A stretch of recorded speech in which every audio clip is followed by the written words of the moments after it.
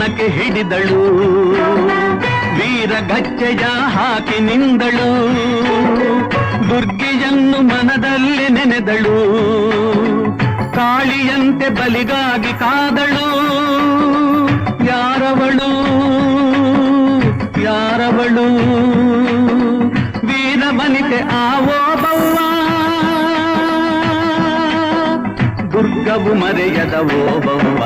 ಕನ್ನಡ ನಾಡಿನ ವೀರರಮಣಿಯ, ಗಂಡು ಭೂಮಿಯ ವೀರನಾರಿಯ ಚರಿತೆಯ ನಾನು ಹಾಡುವೆ.